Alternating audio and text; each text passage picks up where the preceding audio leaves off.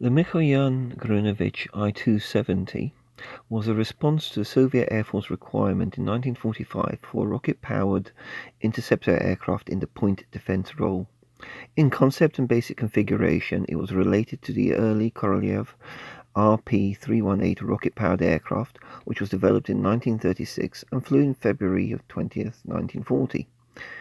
And the more recent Bereznyak-Isayev BI-1 Soviet design. Only 2 prototypes were built, both of which were destroyed in crashes, leading to the cancellation of the project.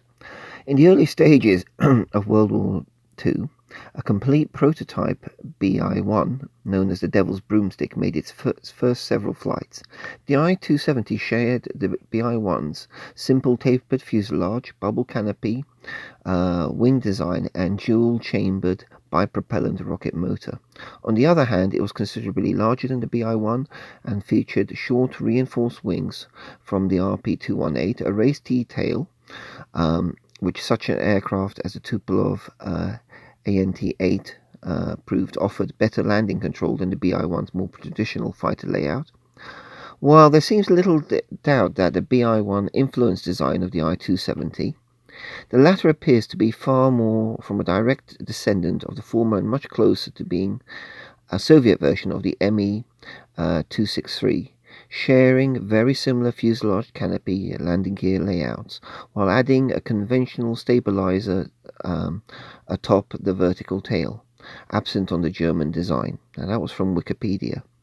And I think one thing that does come across in this is that the Russians quite quickly abandoned the idea of the point defense interceptor, something that persisted for a bit longer in the West.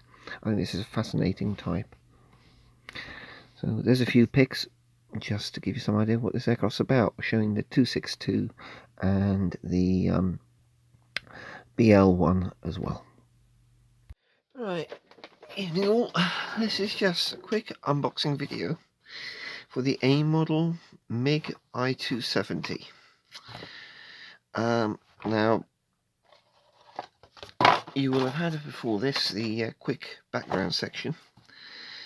And the expression that comes to mind when I looked at this aircraft is really, it's a pimped up Me-163 Comet.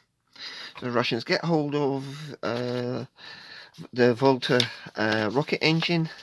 They see some of the German plans, and they do a pretty good job of copying them, maybe fiddling with the tail a bit, to produce their own point defense interceptor. So, Amodel,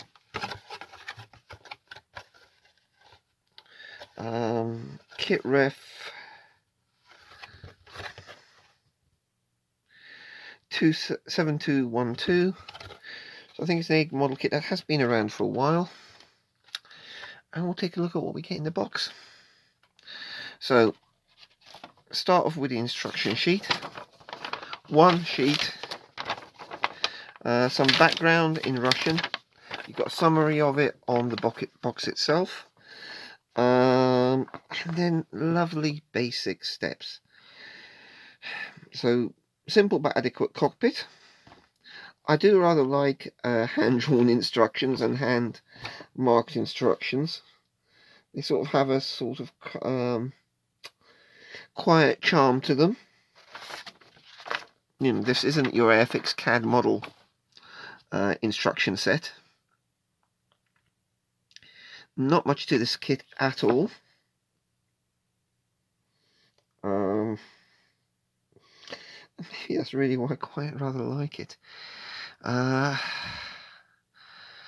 build some complex kits. I build kits that sometimes take me a lot of time, but sometimes I do also enjoy the simple, cheerful ones as well. And this has got a quirkiness that is right now just rather calling to me after the hard work of the MiG 9. So what do we get? Well, fuselage. Interesting here with this is like grubby white plastic, and you can see, and I've tried to wipe this off.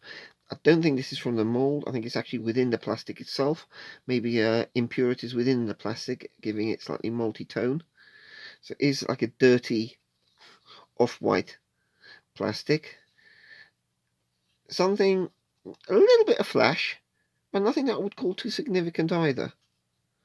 You know, there is not significant amount of flash. Nice recessed panel lines. Plastic is quite hard. Sometimes the Amodel plastic is very soft. You can see things being a little bit off, like the center of the wheel there. Where they put that center in is not quite in the center. And some things are a bit soft. Detail is a bit soft in places, and again with screw gates actually overlapping quite noticeably on the part joining face itself, but nothing that a little bit of cleanup can't overcome perfectly well. Decals, typical Amodel. These have yellowed, so this kit's been around for a while. Again, might put them out on the windowsill here. See if this bleaches them. They may well need bleaching. Certainly the whites for the red stars.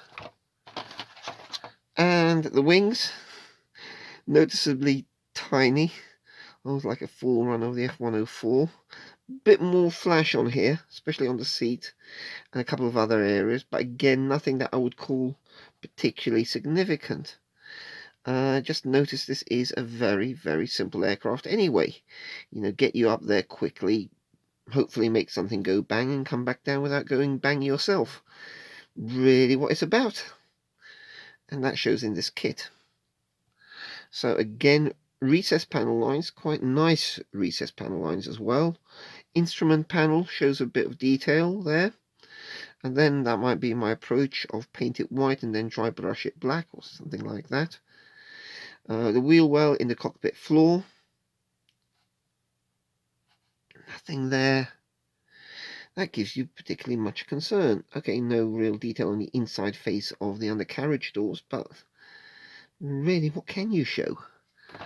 And the cockpit canopy, nice, distinct frame lines, which I like, which will make masking an awful lot easier. This is one of those kits you just want to build quickly. You know, still do a decent job of it, pop in a bit of nose weight, hit it with something. So it's one of those charming little kits. If you can find it, I think it's worth getting. Now, for me personally, this really screams, say, give it a what-if colour scheme. Just simple thing, put a bolt number on the fuselage side, maybe give it a pale grey underside and a green upper surface, so that it looks like it's in an operational point defence unit. Now, it's tempting. My problem with this isn't a common kit, it's a rare kit. And because of that, I feel almost like I'm wasting it by doing it as a whiffer. Just doesn't, and that in itself is what makes me feel a little bit uncomfortable. I love the subject matter, I love the simplicity of the kit, but then there's also having respect for the subject matter. Now, for me, something like Airfix, Hawker Fury, bolt a couple of those together to make a twin Fury, something like that. It's an easily available kit. You feel you can justify that. But doing a whiffer with a rare kit of a very rare aircraft, I don't know. Inside, I feel a little bit uncomfortable, maybe a little bit disrespectful if I do that. One day I had fun doing my Alexeyev like that, but that kit seems to be around a bit, easy to get hold of. I know people say it's your model, do it as you like. As you guys might notice, should know by now, subject matter means an awful lot to me, and having respect for your subject as well does. I feel like building it because after a kit that's put up a real fight, you just think you can bang this out in a weekend or a few days. It's a chill out build. And before I get to the KI-76, it's just something nice to do. I don't know.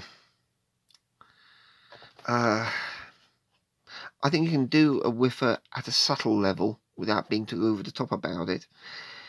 that as well, I think, is not inappropriate. So I'm not entirely sure what colour scheme, but I just do feel like building this now. So, fairly typical A-box boxing. Kit only set me back a £5, which I'm not going to object to under any circumstances. I think I got it at the Bring and Buy at Telford last year. It's a subject matter I do love. A little bit, for me, the other thing is, I tend to only like to build aircraft that entered operational service. And that's why maybe this one makes me feel a little bit like this is a bit of a luxury to build this. That said, it's just feel like doing it. So that's the I-270, Mikoyan I-270. Let's see what happens.